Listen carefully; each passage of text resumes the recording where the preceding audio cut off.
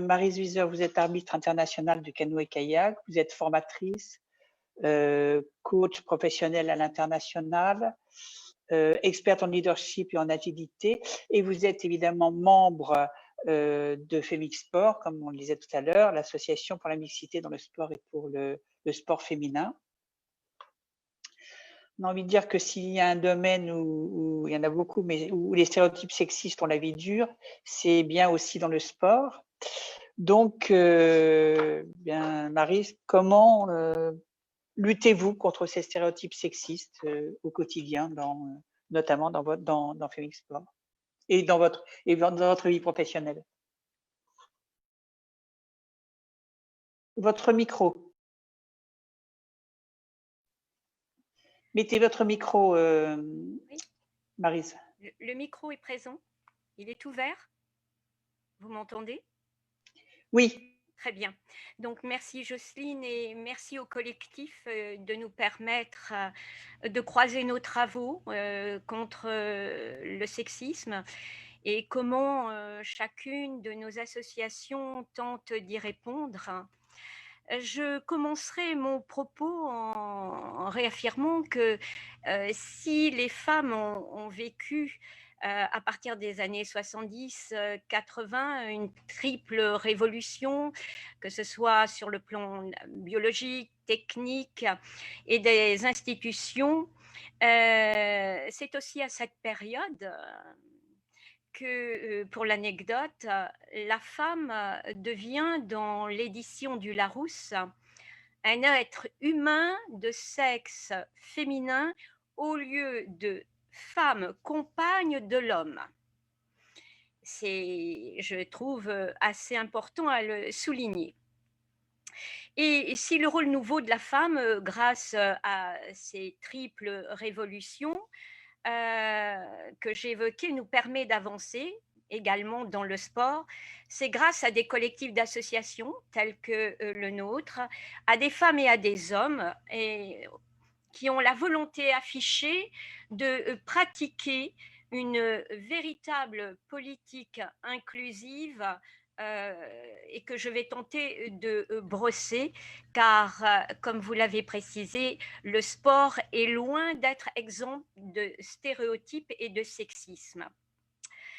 Donc, ce soir, je m'exprime effectivement au nom de Femix Sport, qui est Femmes, Mixité et Sport, association qui est à la fois force de proposition, qui est, je dirais, experte dans ce domaine, innovante et surtout à la recherche de l'équilibre homme-femme sans sexisme et ni stéréotype dans ce monde sportif qui, bien qu'encore silencieux, commence à plus que vibrer et où des propos, des annonces sont en train de sortir et qui démontrent que le sport, lui aussi, doit combattre violemment ce sexisme. Et donc, c'est par ce chemin que notre association, qui a été créée en 2000, après s'être emparée de multiples manifestations du sexisme, est devenue, par ses missions, l'association française dont l'objet porte exclusivement sur la thématique femmes et sport.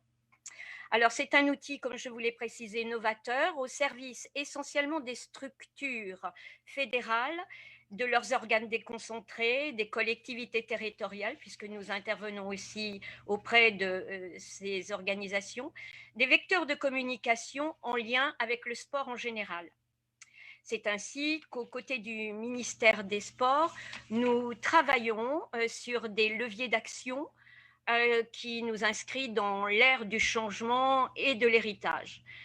Car il est important de rappeler et de ne pas oublier que le sport a été fait par des hommes et pour des hommes. Donc, avant d'en venir à comment, à notre niveau, au niveau de Femix, combattons-nous ces stéréotypes, je souhaite balayer quelques dates phares, à savoir 1994, qui a été l'organiser une conférence internationale, c'est-à-dire la première conférence internationale d'ailleurs, sur les femmes et le sport, qui a été organisée à Brighton, au Royaume-Uni, et qui portait sur les moyens d'accélérer le processus du changement pour corriger ces situations de déséquilibre que connaissent les femmes lorsqu'elles participent ou s'impliquent dans le sport. À cette première conférence, 82 délégués représentant 82 pays, dont était absente la France. Et pourtant, Brighton restera une date clé pour la question du sport au féminin, puisque c'est là qu'est né le réseau européen European Human Sport, donc une date à retenir. En 1999, nous avons eu les Assises nationales femmes et sport. Et là, on voit apparaître l'identification des moyens spécifiques sur les projets touchant au développement et à l'accompagnement du sport féminin. Ligne budgétaire, plus identification des plans de féminisation. On peut aussi noter de nombreux rapports, des actions importantes. Quand je parle de rapports, je parle aussi de rapports établis par le CESE, établis par le Sénat, dont un qui me vient à l'esprit, c'est le rapport Dédier, qui était féminiser les fédérations. Et c'est peut-être là où Femix a pris son orientation, puisque c'était féminiser les fédérations et la mise en place d'un plan de formation, création de réseaux et de moyens financiers. Et nous aboutissons à cette loi du 4 août 2014 pour l'égalité réelle entre les hommes et les femmes, ce qui a permis de modifier le code du sport au niveau de son article 43, et donc qui est fait référence pour la gouvernance des fédérations. Pourtant, si on reprend depuis les années 2012, il y a une véritable politique volontariste qui a été mise en place, et cependant, des inégalités persistent. Alors, comment Femix les combat-elle? Alors, qu'elle soit dans l'accès à la pratique sportive, qu'elle soit à l'accès aux responsabilités et l'accès au métier du sport au féminin en général. L'accès à la pratique sportive doit être accessible par toutes et pour tous, sans discrimination aucune. Pourtant, j'ai noté que de nombreux challenges restent encore à relever, comme dans beaucoup de domaines, pour en faire du sport une activité sociale plus mixte. Seulement 38,5% des licenciés, toutes disciplines confondues, sont des femmes. La proportion est équivalente, pratiquement équivalente quand on regarde le nombre de femmes parmi les sportifs de haut niveau. Les différences sont encore plus criantes, plus dramatiques, je dirais, dans les fonctions techniques et dans les fonctions de dirigeantes. Et c'est là où Femix intervient. Car si nous notons aussi que parmi les 16-24 ans, l'on retrouve les plus forts taux de pratique. C'est aussi dans cette classe d'âge que s'enregistrent les plus fortes différences. Les stéréotypes, le manque d'encouragement, le défaut d'identification sont des facteurs qui favorisent le décrochage des jeunes sportives. Et nous nous sommes aperçus durant cette période de la Covid-19 qu'il est important que nous nous interrogions pour savoir ce qu'il va advenir de la fréquentation des femmes dans une activité sportive. parce que nous craignons de lourdes restrictions de budget familiaux, des activités de proximité pouvant disparaître et donc l'éloignement encore plus important de nos filles, jeunes filles et femmes. Dans l'accès aux responsabilités de dirigeantes, à l'heure du renouvellement des instances dirigeantes, puisque nous sommes arrivés fin 2020, à la fin des instances dirigeantes, renouvellement de ces instances dirigeantes pour l'Olympiade qui va suivre jusqu'en 2024, nous constatons que le nombre de femmes est encore bien insuffisant dans ces instances.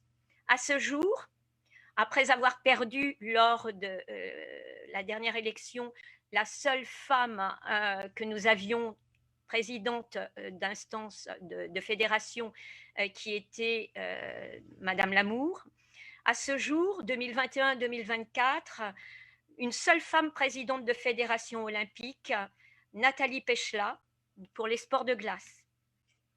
Plusieurs femmes sont ou ont été candidates au poste de présidente de fédération olympique. C'est nouveau pour certaines, à savoir Nathalie Huet, mais qui a été non élue au niveau de la fédération badminton. Marie-Claude Casier pour la fédération de l'athlétisme, bien que non élue, était candidate. C'est un point important à noter. Nous attendons 2 prochaines élections. Isabelle Jouin pour la fédération de hockey. L'élection est à venir, le 16 janvier pour être très précise. Et Anne de Sainte-Marie pour la fédération d'équitation. Les femmes et fédérations, c'est un domaine encore peu évoqué, mais très marqué par les disparités femmes-hommes. Et encore aujourd'hui, de nombreuses femmes, pour ne pas dire les femmes, sont largement absentes de postes de dirigeantes et techniques, et cette situation évolue trop lentement. Aussi, Femix accompagne les dirigeantes ou les futures dirigeantes grâce à ces modules de formation intitulé Oser s'engager. Et à ce jour, nous avons formé plus de 800 femmes, plus un accompagnement de femmes qui aspirent à des responsabilités nationales et qui rentrent dans nos hauts potentiels. En cours, une session nationale qui se termine avec 12 femmes, une session régionale au niveau de la région Aura qui a débuté avec 12 femmes et une session Île-de-France qui va débuter également avec 12 femmes. Sensible à l'accès aux métiers du sport au féminin, puisque, comme je vous l'évoquais, peu de femmes, à savoir 15% de femmes sont DTN, c'est-à-dire directrices techniques nationales, ce qui correspond à des femmes directrices de groupe en entreprise, si on veut faire un parallèle. 17,89% des femmes sont CTS, c'est-à-dire conseillers techniques sportifs, c'est-à-dire des entraîneurs, formatrices de sport. 29% de jeunes filles en université, en filière STAPS, donc filière sport. Et là, Femix s'est aussi engagé dans des travaux qui ont débuté avec un groupe projet validé par la ministre, à savoir des portraits de femmes qui ont réussi dans les métiers, puisque ce qui n'est pas vu n'existe pas. Diffusion très large des métiers et sensibilisation auprès des jeunes filles, avec des mesures incitatrices dans les fédérations sportives pour y accueillir systématiquement et malheureusement d'y passer par un pourcentage de femmes dans les formations diplômantes. Donc, à notre niveau, Femix Sport a ses formations, a initié des conférences auxquelles nous apportons nos expériences, notre expertise en tant qu'ancienne athlète, dirigeante d'instance nationale, arbitre international, directrice technique nationale, chercheuse. Et nous accompagnons également, grâce à nos coachs certifiés, ces hauts potentiels, autant d'actions qui nous permettent aussi de pouvoir agir sur les conditions sociales, économiques, politiques ou écologiques auxquelles les femmes sont confrontées.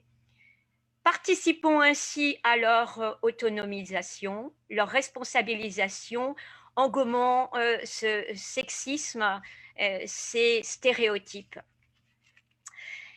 Donc, ainsi, Femix Sport s'impose comme le réseau incontournable de femmes et sport. Dans son apport pour lutter contre le sexisme et les stéréotypes dans les domaines que je vous ai évoqués, à savoir l'accès au métier du sport, l'accès aux responsabilités des dirigeantes et faire en sorte que le plus grand nombre de femmes participent et soient candidates. Après avoir supprimé de nos droits les discriminations légales à l'égard des femmes et après avoir créé des droits spécifiques, il s'agit maintenant de rendre effective cette égalité de droits. J'aborderai la dernière partie en vous disant que ce travail d'éducation et de changement de comportement pour agir sur les racines des inégalités combattant tout sexisme nous concerne tous. Il se retrouve dans l'école, au sein des familles, dans les institutions, les administrations, les entreprises, les médias, et plus encore, et bien entendu, dans nos associations sportives. Le sport n'est pas en dehors de notre société et nous savons pertinemment qu'il est à son image et que pas de démocratie sans les femmes. Alors que nous reste-t-il à faire? Eh bien, grâce à l'appui institutionnel, à la conférence permanente du sport féminin, à toutes ces institutions, ces administrations, ces fédérations, ces collectifs d'associations, ces laboratoires d'idées, épris de mixité à tous les échelons. Il nous faut innover pour créer du changement, moderniser les fonctionnements associatifs, recruter des experts pour accompagner les enjeux d'égalité dans le sport, former pour diriger autrement dans les associations de proximité, responsabiliser, comme nous le faisons toutes, pour accélérer cette mixité. Et tout cela reste possible grâce, entre autres, à notre volonté de partager une vision positive du sport féminin, d'atteindre l'égalité dans la pratique sportive féminine à tous âges, éviter le décrochage des jeunes filles, permettre le spectacle aussi sportif pour tous et faire de la France une vitrine de l'égalité dans le sport. Et comment ne pas terminer, puisque c'est par ce travail régulier et notre présence dans les différentes institutions et instances que nous avons gagné, puisque les Jeux olympiques et paralympiques, olympiques de 2024, seront les premiers à respecter une stricte parité entre les hommes et les femmes. Et ces Jeux se tiendront à Paris. C'est un clin d'œil historique, puisque c'est dans la capitale française, en 1900, comme nous le savons tous et toutes, que les femmes ont pu participer pour la première fois aux Jeux olympiques de l'ère moderne. 4 ans après l'édition inaugurale de 1896 qui avait lieu à Athènes. Et à l'époque, elles n'étaient que 22 sur les 997 sportifs, soit un maigre 2,2%. Donc, il aura fallu attendre 124 ans pour parvenir à 50%. Et donc, 5250 femmes athlètes. Cet équilibre, je termine, si vous m'accordez 2-3 minutes supplémentaires. Oui. Mais le temps passe, donc il faut aller rapidement parce que le temps passe. Très rapidement, il y a encore 4 intervenantes. Pardon, sera presque atteint aux Jeux de Tokyo. Voilà. Et si ces Jeux marquent une volonté politique pour aller plus loin vers la mixité dans le sport, qui est clairement affichée, le sport n'en reste pas moins un enjeu de société. Il n'y a qu'à voir avec les impacts des marques, que ce soit Nike et ailleurs. Et lutter contre le sexisme, c'est aussi avoir la hardiesse de lutter contre le caractère idéologique du sexisme sous toutes ses formes.